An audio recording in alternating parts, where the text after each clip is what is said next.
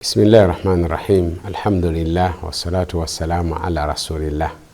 Abalungi mwenna abaliyo butambula fena programu eno eya hadithi y'olunaku nga bwe nabategeezezza tutambula fena kati tuli ku kitabo ky'amaka. Tutereeza tutya amaka gaffe ku lw'obulungi bwaffe ku nsi ne ku nkomerero. Tukyali mu mulyango mu kitabo kya Sahihul Bukhari, Imam Bukhari omulyango gwe yayita ogw'okwagaza abantu obufumbo. Hadithi yaffe y'olwaleero ejjibwa ku Anasi bin Maliki atunyumiza jaa thalathatu rahat ila buyuti azwaji nabi sallallahu alaihi wasallam yasaluna an ibadati nabi sallallahu alaihi wasallam. Nti bajja abasajja basatu mu maka ga nabbi sallallahu alaihi wasallama ng'ekibaleese kwe kubeera nti nno babuuza bakyala ba nabbi sallallahu alaihi wasallama ibada za nabbi ziri zitya, nabbi asinza atya Allah, nabo basobole okubeera nti nno bamukoppa.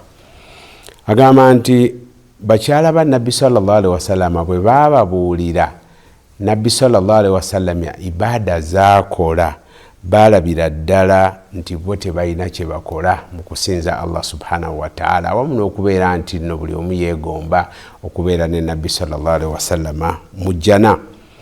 Agamba nti ne bagamba wa aina nahnu minan nabi sallallahu alaihi wasallam wa qad ghufira lahu ma taqaddama min dhanbihi wa ma ta'akhkhar.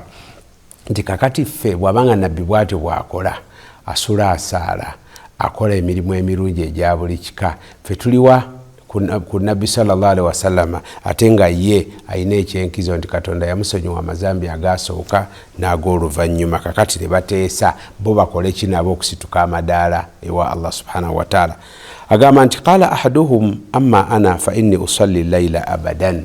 Omu kwe kugamba nti nze okuva olwaleero ngenda kusaalanga ekiro kyonna, sigenda kuddamu kwebaka. N'omulala n'agamba nti asuumu ddahara, nze ngenda kusiiba buli lunaku nga sisiibulukuseemu. N'omulala n'agamba nti ataziru nisa, nze sigenda kuddamu kubeera na mukyala, abakyala bajja kumalira obudde obw'obwereere. Kakati mukama waffe nabbi Muhammad sallallahu alaihi wasallama n'abawulira, n'ajja gye bali n'abanenya nti kye baali balowooza bonna si kye kisinga okuba ekirungi.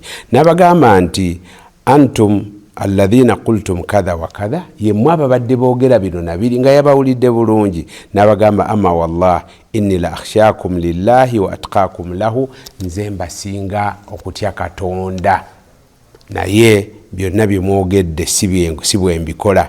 N'abagamba nti asuumu wa uftiru, nze bwe kuba kusiiba okwa sunna nsiiba n'endya, ate wa usalli wa arqudu, nsituka ekiro n'ensaala ate era nenneebaka. Wa atazawwaju nisa, n'abakyala mbawasa.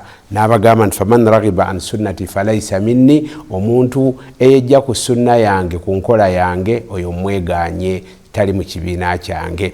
Baswahaba ne batereera. Kakati kyenkugamba nti okuwasa ibada, tolowoozanga nti nno bw'osituka ekiro matumbi budde teweebaka, n'obeera nga n'esswala n'okusiiba osiiba buli lunaku, n'abakyalo bavuddeko, nti wojja okubeera okumpi ne Allah subhanahu wa ta'ala, kubanga oba oyawukanye ku nkola ya nabbi sallallahu alaihi wasallam.